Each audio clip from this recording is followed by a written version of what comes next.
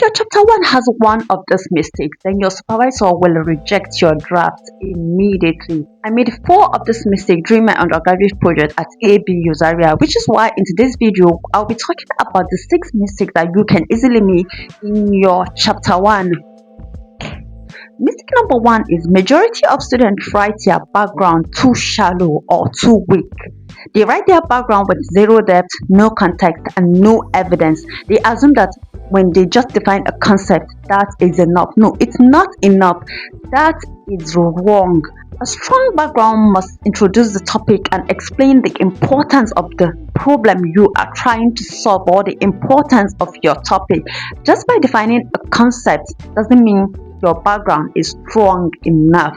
One tip to apply context, depth, and evidence is by using the funnel-shaped approach. The funnel-shaped approach is when you start your background from a broader perspective and narrow it down to your study setting. It's simple. Let's say, for example, if we are researching something that has to do with postpartum depression or preeclampsia, we are going to give the statistics, the number of people that have experienced preeclampsia or postpartum depression worldwide. Then we are going to narrow it down to developing countries or Africa region, and then we are going to talk about the statistics in Nigeria and in our study setting. It's that simple. And also, you want to end your background with a little introduction to the problem statement, a little introduction of the research gap.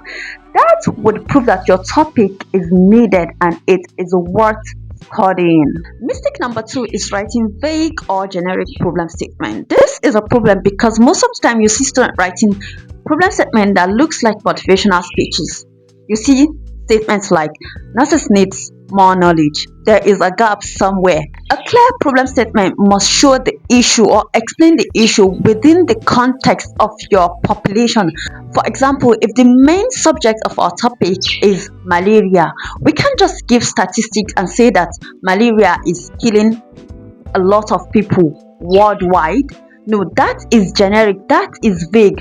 If you're talking about malaria in the context of your problem statement, you want to talk about the population. Is it malaria among under 5 or malaria in pregnant women, or is it within the context of a community or a society? Maybe it's in a rural area or in an urban area.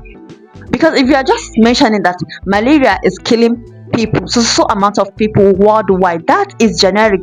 That should have been something that you would write in your background. When you're talking about your problem statement, you want to try as much as possible to narrow it down, to link it to your population or the context of your study. Another thing is your problem statement must show a research gap, which is why it is important before writing any project or any paper, you have to go and search for literature and analyze those literature and find the research gap that you are trying to fill.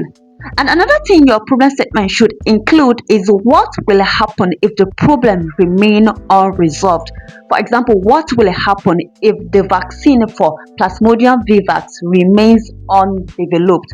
And what are the ways that you are suggesting that can help in resolving this problem, resolving this issue at hand?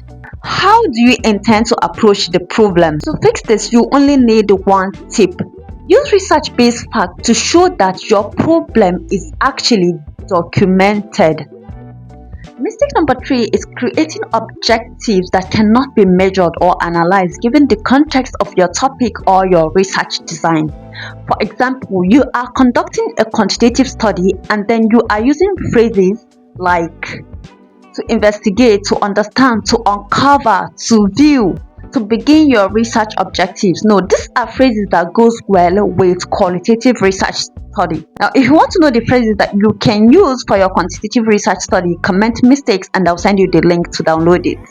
Mistake number 4 is writing research questions that don't follow the research objectives. Many students write their research question randomly, not knowing that they are supposed to come directly from their research objectives. To fix this is simple. Simply turn your research objectives into your research question. For example, let's say we have a research objective like to identify the barrier that nurses face towards clinical nursing research at ABU Teaching Hospital. Now, we can simply turn these objectives into a research question by adding what at the beginning. For example, what are the barriers that nurses face in conducting clinical nursing research at ABU Teaching Hospital? If you haven't commented mistake, I think you should do, because that free guide will contain more examples of how you can turn your research objectives into your research questions. Mistake number 5 is writing study significance that is too theoretical. Most of the time you see nursing students writing statements like research will add knowledge to nurses, or this study will add to the body of literature or to the body of science out there. That is too vague and lack practical values. When you are writing your study significance, you want to state who is going to benefit from your research and how they are going to benefit from it. For example, you want to mention, is it patients, is it nurses, or is it curriculum developers, or is it the general public? Now, if you want to learn more on how you can write and structure your study significance, I have a full video on it and I will link it here. Mistake number 6 is adding unnecessary sections to your chapter 1. Now, I know what I'm saying when I say some students write motivational paragraphs that add nothing to their chapter 1. You must stick to the essential. Your chapter 1 is not for long definitions or long explanations or explanation of theories.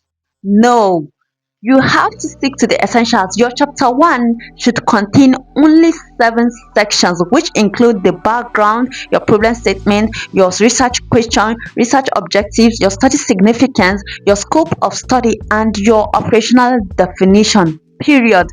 No more additions. And now I want you to pause here and think, have you made any of these mistakes in your chapter 1? Because I don't want you to just consume the content without acting. You need to check your chapter 1. Have you made any of this mistake? If you did, go back and rewrite that section, because if you avoid this mistake, your chapter 1 will stand strong and clear and every other chapter will fall into place. And if you're interested in learning more about research, kindly subscribe and turn on notification, because chapter 2 mistakes will be dropping next week.